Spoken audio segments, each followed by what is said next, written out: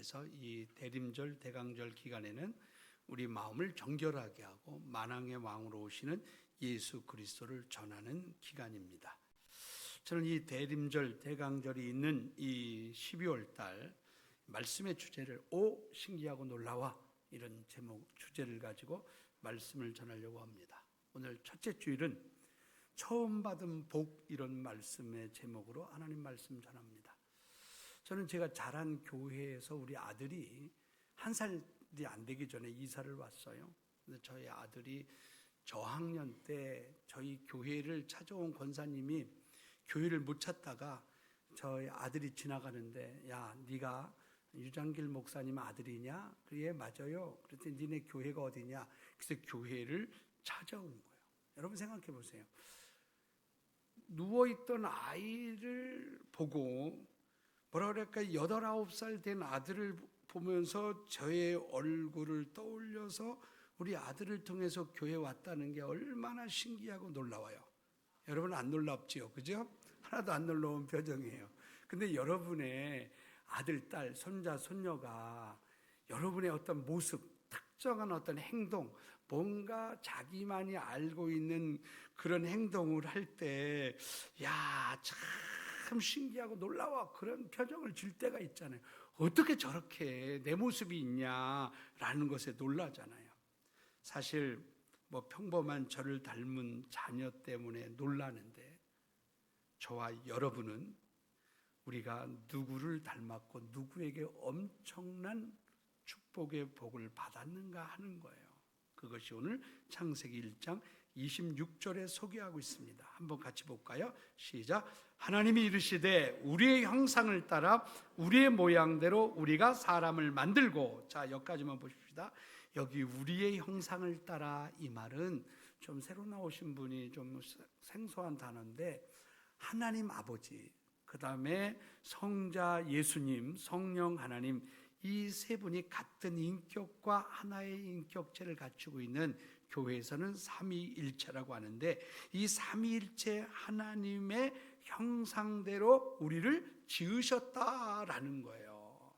그러니까 여러분이 생물학적으로 몇 조 개의 정자 중에 내가 태어난 그런 정도가 아니라, 우연히 생겨나와 별 볼 일 없는 인생을 살아가는 존재가 아니라, 여러분은 창조주 하나님의 섭리 가운데 그분을 닮은 자로 태어난 거예요.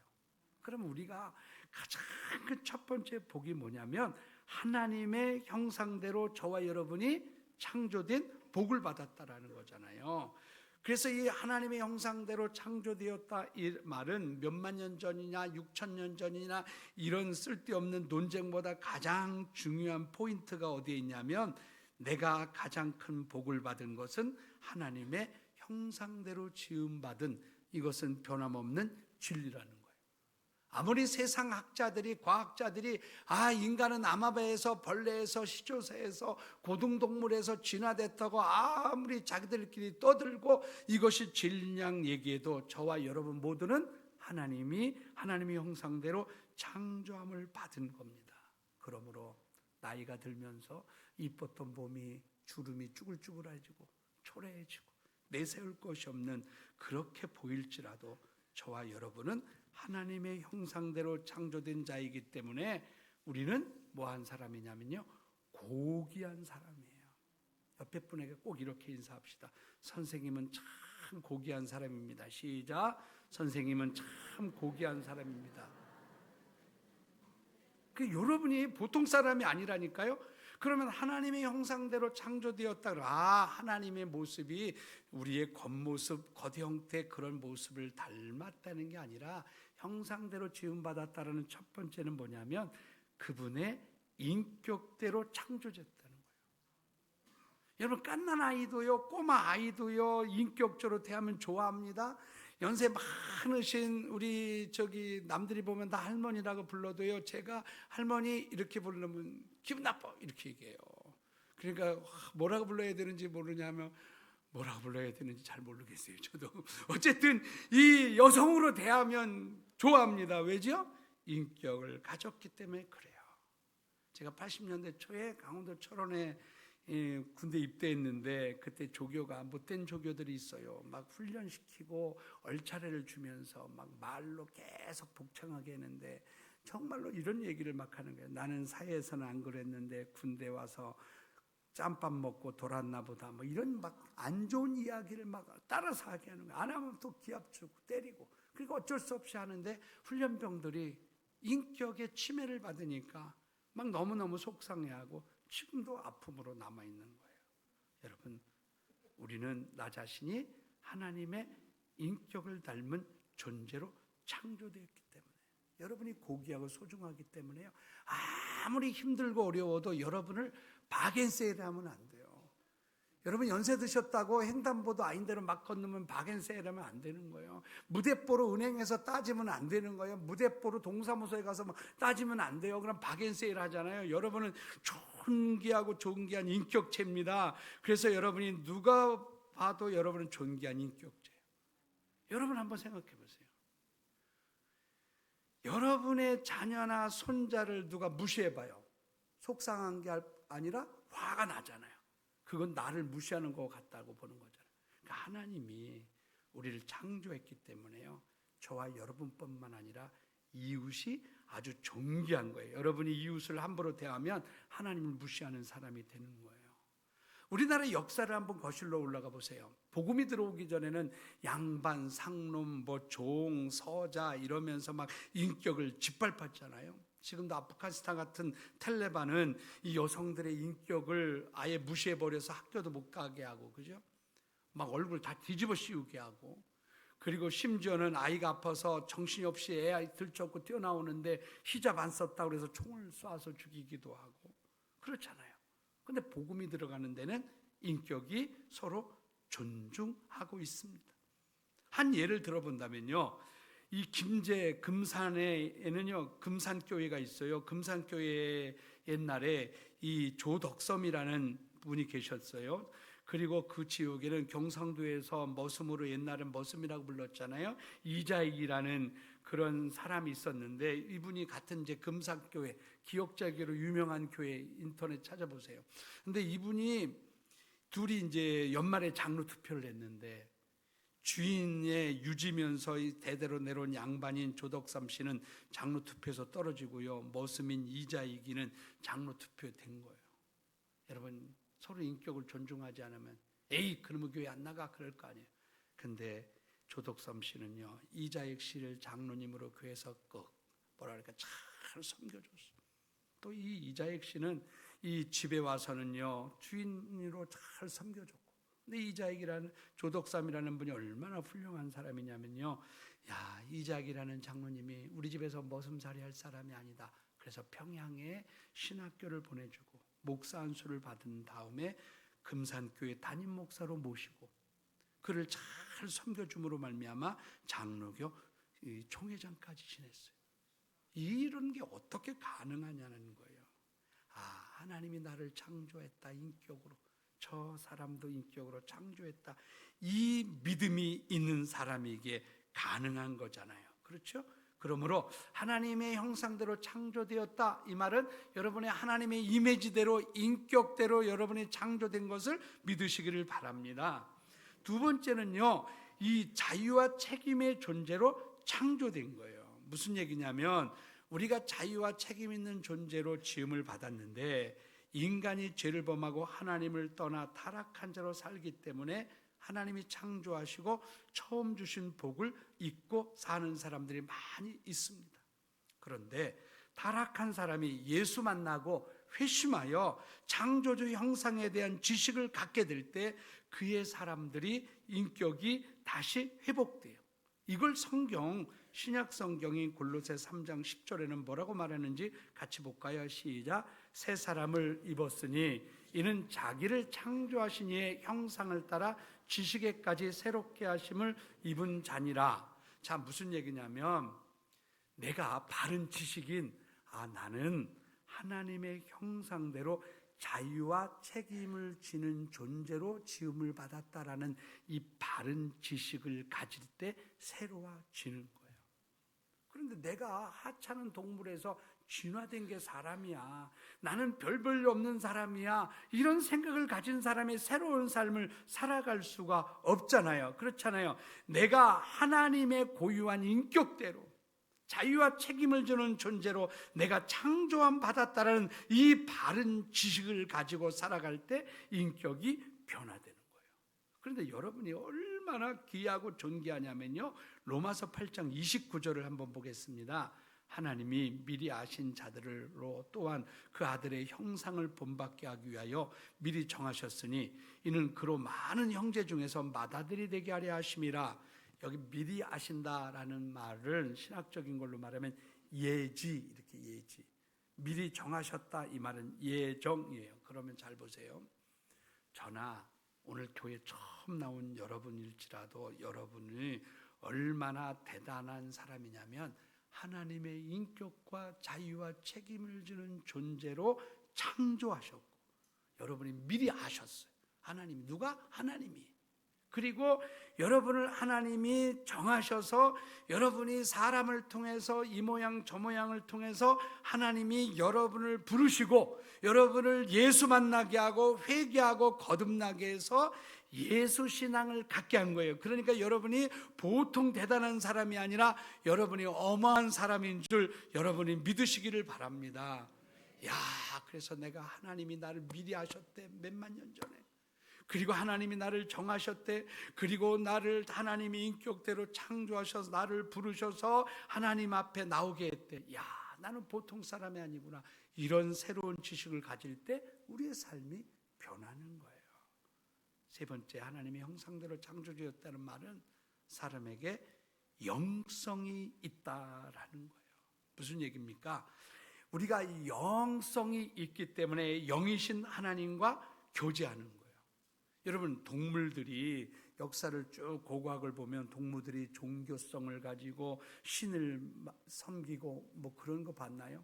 여러분이 집에 반려견 키우시는 분들, 주인님 잠깐만 기다리세요. 내가 믿는 신에게 좀 잠깐 예배를 드리거나 제사를 지내거나 종교적인 행위를 해야 되겠습니다. 아무리 똑똑한 동물들도 그런 거 없어요. 동물은 동물로 창조됐기 때문에 그래요.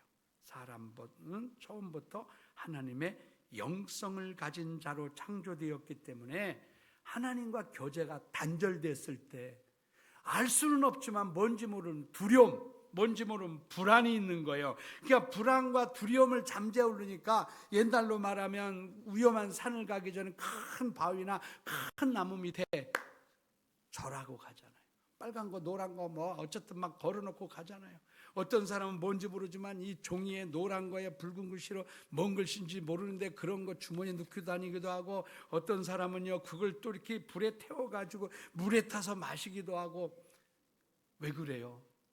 사람은 영성으로 창조되었는데 하나님과 교제해야 되는데 하나님과 교제된 게 단절되니 불안과 두려움 때문에 그렇게 하지 않으면 내가 너무너무 불안한 거예요. 그래요.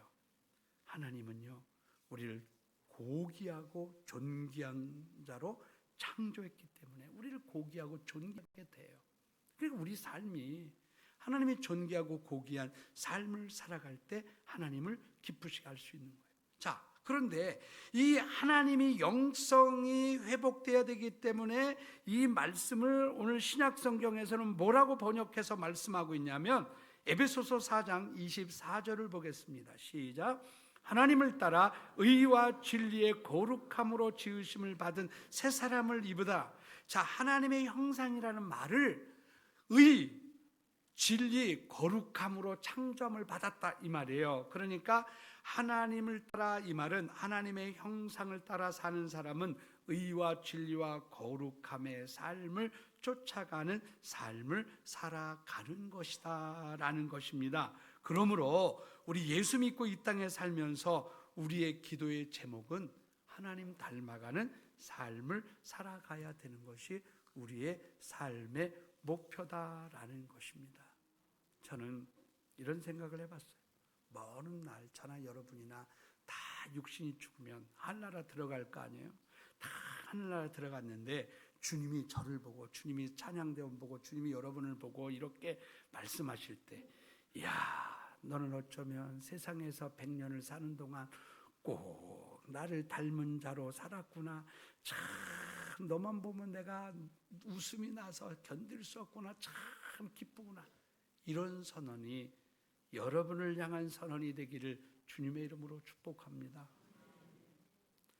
이제 하나님의 형상을 받은 우리가 두 번째 복을 받은 게 뭐냐면 왕 같은 복을 받은 거예요. 자, 무슨 말이냐면요, 다른 모든 것을 창조한 다음에 그냥 좋았더라. 그런데 사람을 창조하신 후에 심히 좋았더라 그러면서 이 심히 좋아하시는 우리 사람들을 가장 영화롭게 해서 그 사람들로 가득 채우기를 원하시는 것이 하나님 우리에게 주신 복이에요. 그런데 28절을 보겠습니다. 하나님이 그들에게 복을 주시며 하나님이 그들에게 이르시되, 자, 여기 28절에서 하나님이 창조하시며 복을 주시며 그럴 때 이 복이라는 히브리어 단어, 여기서 복이라는 히브리어 단어가 이 바라크라는 단어예요. 바라크. 이 단어에서. 근데 이 바라크라는 이 문자적 정의가 무슨 뜻을 가지고 있냐면 무릎 꿇다, 경배하다, 찬양하다 이런 뜻이에요. 여러분 중에 실망하는 사람이 있을 거예요. 복하면 물질의 복을 주고 건강의 복을 주고 이 땅에 120세도 모자라서 더 오래 살고 이런 게 복이라고 생각하는 분이 있을 텐데, 하나님이 맨 처음 하나님의 인격대로 하나님의 영성대로 자유와 책임을 주는 존재로 창조한 우리에게 복을 주셨을 때 그 복은 하나님 앞에 무릎 꿇어 경배하며 하나님 말씀 안에 순종하여 하나님을 예배하는 것이 가장 큰 복이라는 거예요. 그러므로 저와 여러분이 창조의 목적대로 하나님 앞에 나와 예배하며 경배하는 것이 가장 복 있는 삶을 사는 것임을 여러분 믿으시기를 바랍니다. 그래서 우상 숭배하는 게 복이 아니라 오직 창조주 하나님을 잘 경배하고 찬양하고 그분 앞에 무릎 꿇어 경배하는 것이 가장 큰 복이에요. 근데 그 복으로 끝나는 게 아니라 그 다음에 뭐라고 말씀하시죠? 28절 우리 붉은 글씨만 봅니다. 땅에 충만하라, 땅을 정복하라, 생물들을 다스리라 그랬어요. 자, 이것은 보세요. 땅에 충만하라, 또 땅을 정복하라, 모든 생물을 만물을 다스리라. 이건 누구에게나 해당하는 거예요. 왕이나 할 수 있는 거예요. 그러니까 여러분을 하나님이 쪼잔한 자로 세운 게 아니라 왕의 복을 주셨어요. 그러니까 하나님의 인격대로 하나님의 자유와 책임의 의지를 줄 수 있는 자로, 영성 있는 자로 하나님이 창조하셔서 왕의 복을 주셨는데, 사람들이 죄를 범하고 하나님을 떠나니까 지위를 잃어버린 거예요. 왕의 지위를 잃어버렸어요. 그리고 고와 같이 살고 있는 거예요. 늘 불안과 죽음에 대해 두려워하고 있는 거예요. 그래서 사도 베드로는 예수 믿고 거듭난 하나님의 백성들을 향하여 뭐라고 회복되었냐고 말씀하시는가? 2장 9절을 같이 보겠습니다. 2장 9절 우리 다 같이 봅니다. 시작. 그러나 너희는 택하신 족속이요 왕같은 제사장들이요 거룩한 나라요 그의 소유가 된 백성이니 이는 너희를 어두운 데서 불러내어 그의 기이한 빛에 들어가게 하신 이의 아름다운 덕을 선포하게 하려 하심이라. 자, 여러분이 하나님의 잃어버린 형상, 왕 같은 삶을 예수 그리스도를 통해서 회복하라라는 말씀을 주고 있는 거예요. 그런데 오늘 이 시대 사람들이 이 땅의 모습은 어떻게 살아가고 있어요? 하나님이 처음 주신 복을 떠나 하나님을 대적하고 반역하고 타락한 사람들로 채워가고 있습니다. 하나님은 이 땅에 의인으로 가득 채워지기를 원해요. 의인이라는 것이 신약성경 뭐죠? 예수 그리스도를 믿고 제사함 받은 자들을 의인이라고 그러잖아요. 의인들이 이 땅에 번성하기를 하나님은 소원하십니다. 그래서 의인이 이 땅에 사는 것이 복이고요, 그들의 자손들을 두는 것이 세상을 축복하는 위대한 행위입니다. 그러면 하나님의 백성인 우리가 우리 자녀들에게 기대하는 바는 무엇이어야 돼요? 명문대학에 들어가고 대기업에 취업하고 세상에서 성공하는 자녀가 되는 것입니까? 아닙니다. 하나님을 경외하고 예수 닮아가는 자녀로 양육하는 것을 기뻐하십니다. 이 일뿐만 아니라 우리 예수 믿는 집안에서부터, 좀 우리 젊은 친구들이 싫어할 수 있지만 자녀 낳기 운동을 다시 시작해야 돼요. 우리나라가 지금 같은 출산율을 유지하면 한국은 더 이상 존재하기 어려운 나라가 되잖아요. 제가 늘 우스갯소리 얘기한 것 가운데 진짜 그것이 현실됐더라고요. 지난주 수요일 한 요양병원에 신방을 갔어요. 그런데 요양병원에 그 방의 팀장이라고 그래야 되나요? 그 사람들이 외국인들로 채워져 있는 거예요. 외국인들로. 그러니까 우리가 다 늙어가지고 뭐 움직이지 못해서 요양병원을 갔는데 그 외국 사람들이 중국 사람이나 뭐 이렇게 다 외국 사람들이 있는데 일부러 야, 나 좀 물 좀 먹고 싶어 그럴 때 못 알아듣는 것처럼 그러면 얼마나 우리 답답하겠어요. 그죠? 우리 예수 믿는 믿음의 가정에 이 자녀를 낳고 그들을 하나님을 경외하며 예수 사랑하는 자녀로 키워내는 일에 우리는 관심 갖고 기도해야 돼요. 우린 요셉을 향한 유명한 축복이 있잖아요. 창세기 49장 22절 같이 볼까요? 요셉은 무성한 가지 곧 샘 곁에 무성한 가지라 그 가지가 담을 넘었도다. 여기서 무성한 가지라는 말은 자녀의 열매입니다. 또 시편 127편 3절에 보면 보라 자식들은 여호와의 기업이여 태의 열매는 그의 상급이로다. 대한민국의 현실이 자녀 출산과 양육은 직장 생활과 여성들은 단절녀가 되잖아요. 그래서 참 어려움이 있어요. 그럼에도 불구하고 하나님이 주신 복은 믿음의 권속들의 가정에 자녀들이 계속해서 생육하고 번성을 하는 복을 주셨어요. 그래서 우리 교회에 우리 젊은 부부들이 참여했는데 젊은 부부들이 하나님이 주시는 지혜롭고 사랑받는 자녀를 이 내년에 다 출산해서 애를 한 명씩 다 안고 와서 우리 장로님들 우리 당회에서 첫 번 애 안고 올 때 장학금을 다 줄 수 있는 그런 일들이 쏟아지기를 주님의 이름으로 축원합니다. 우리 새싹교회 부흥은 간단해요. 지금 8가정의 신혼가정이 있는데 그들이 내년에 한 명씩만 나면 새싹교회는 8명 부흥돼요. 우리 김명수 전사님 새벽마다 저녁마다 기도하시기 바랍니다. 자, 마지막 하나를 더 본다면요, 하나님이 주신 복이 뭐냐면 세상을 아름답게 채워가는 복이에요. 아름답게 채워가는 복. 자, 28절 후반절을 보면 땅을 정복하라 바다의 물고기와 하늘의 새와 땅에 움직이는 모든 생물들을 다스리라 하시니라 그랬는데, 예전에 땅을 정복하라 이 말을 확대 잘못 해석해서 무분별하게 남의 나라를 점령하고 땅을 개발한다고 해서 자연을 쉽게 파헤쳤잖아요. 그런데 그것이 아니라 이 땅을 하나님이 주셨기 때문에 아름답게 잘 갖고 가고 책임하는 역할을 잘 관리하고 다스리는 역할을 하나님의 백성들이 하라, 이 복이에요. 이 복. 그런데 지금 문화는 하나님을 대적하고 타락의 죄악의 문화를 통해서 자신들뿐만 아니라 이 땅의 다음 세대들에게 하나님으로부터 멀어지게 하잖아요.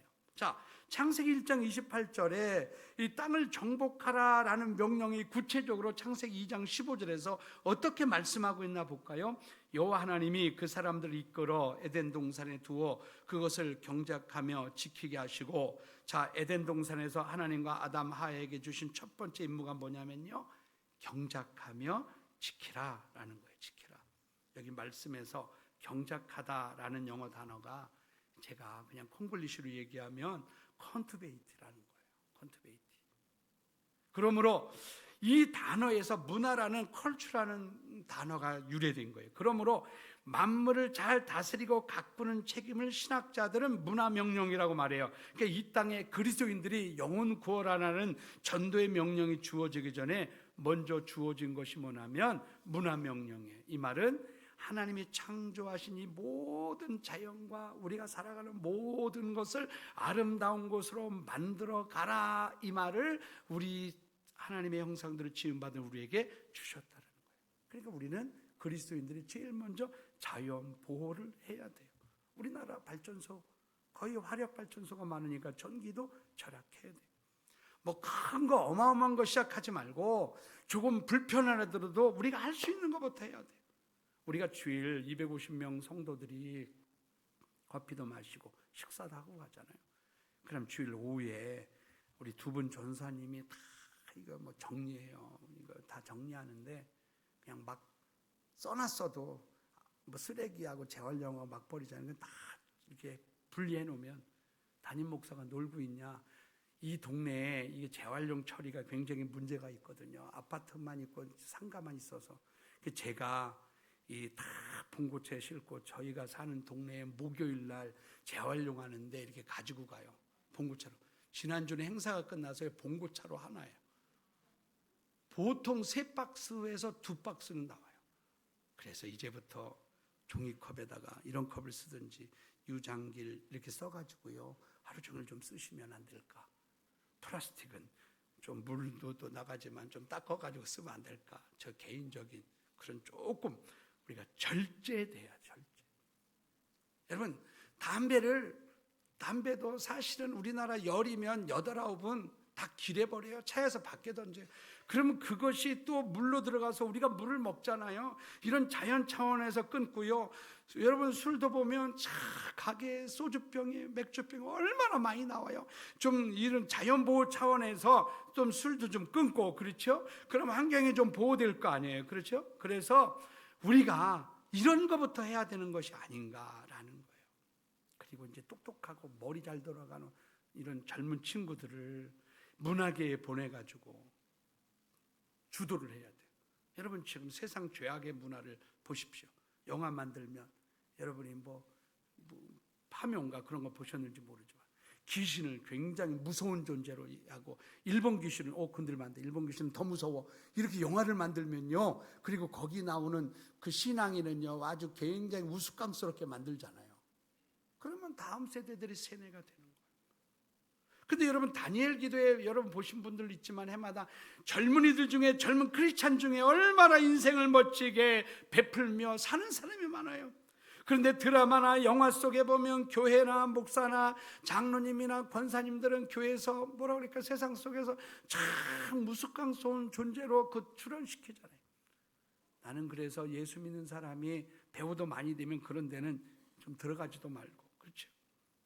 여러분, 우리 예수 믿는 많은 젊은이들이 문화계, 영화계, 뮤지컬계, 가수 다 해가지고 주도하는 문화를 창조해서 세상을 아름답게 존재하게 하는 그런 사명을 감당하기를 주님의 이름으로 축원합니다. 사랑하는 성도 여러분, 우리는 하나님의 인격대로 창조되었어요. 영성을 가진 자로 창조되었어요.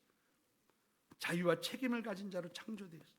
문화를 주도하고 관리하게 창조되었어요. 근데 세상 속에 상처 때문에 주저앉아 있잖아요. 주도하지 못하고 끌려다니잖아요. 여러분, 하나님이 첫 번째 하나님의 형상대로 지은 우리를 향하여 주신 복이 바라크라 그러죠. 무릎 꿇다, 경배하다, 찬양하다. 하나님의 형상을, 저와 여러분이 하나님을 경배하며 찬양하다가 치유와 회복을 통해서 여러분이 이 세상의 문화를 주도할 뿐만 아니라 아름다운 것을 가득 차게 하고, 우리 믿음의 권속의 가정의 자녀들이 생육하고 번성하는 복을 받아 이 땅을 아름답게 만들어가는 우리 모두가 되시기를 주님의 이름으로 축원합니다. 우리 다 일어나셔서 함께 찬양하십시다. 여호와는 너에게 복을 주시기 원하며